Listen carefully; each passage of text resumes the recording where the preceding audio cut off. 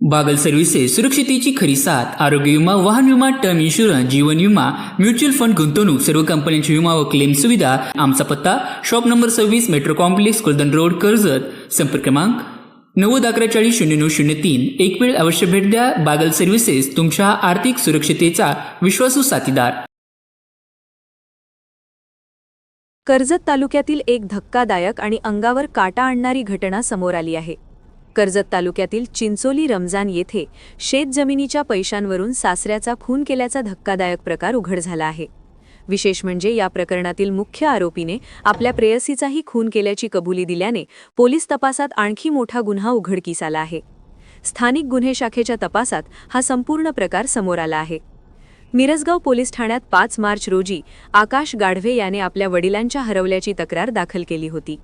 बापू आनंदा गाढवे, वय 60, राहणार चिंचोली रमजान असे हरवलेल्या व्यक्तीचे नाव आहे।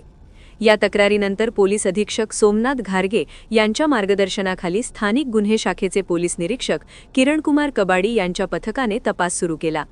तपासादरम्यान तक्रारदार आकाश गाढवे याच्यावरच संशय निर्माण झाला। त्याने दिलेल्या माहितीनुसार पोलिसांनी सुनील रामदास राठोड या संशयिताचा शोध घेतला। शेगाज येथे लपून बसलेल्या राठोडला पकडण्यासाठी पोलिसांनी सापळा रचला। पोलिसांना पाहताच सुनील राठोडने पहिल्या मजल्यावरून उडी मारून पळून जाण्याचा प्रयत्न केला, मात्र त्याच्या पायाला दुखापत झाल्याने पोलिसांनी त्याला ताब्यात घेतले। चौकशी दरम्यान आरोपी सुनील राठोडने बापू गाढवे यांच्या खुनाची कबुली दिली। शेतजमीन विकून पैसे देण्यास बापू गाढवे यांनी नकार दिल्याने आरोपींनी कट रचल्याचे समोर आले आहे। 4 जानेवारी रोजी दुपारी आरोपींनी बापू गाढवे यांच्या तोंडावर उशी दाबून आणि गळा आवळून त्यांचा खून केला। त्यानंतर पुरावा नष्ट करण्यासाठी घराजवळील लाकडे आणि डिझेलच्या सहाय्याने मृतदेह जाळून टाकल्याची माहिती तपासात समोर आली आहे।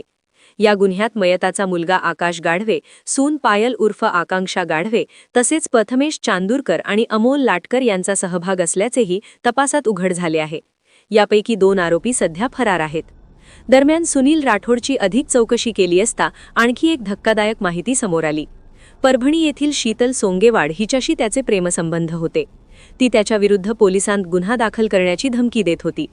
याच कारणावरून 16 नोव्हेंबर 2025 मध्ये आरोपीने अकोला जिल्ह्यातील बाळापूर तालुक्यात तिचा खून करून मृतदेह अर्धवट जाळून टाकल्याची कबुली दिली आहे। दरम्यान बापू गाढवे यांच्या खुनाप्रकरणी मिरजगाव पोलीस ठाण्यात गुन्हा दाखल करण्यात आला असून पुढील तपास सुरू आहे। या दुहेरी खुनाच्या उलगड्याने परिसरात मोठी खळबळ उडाली आहे।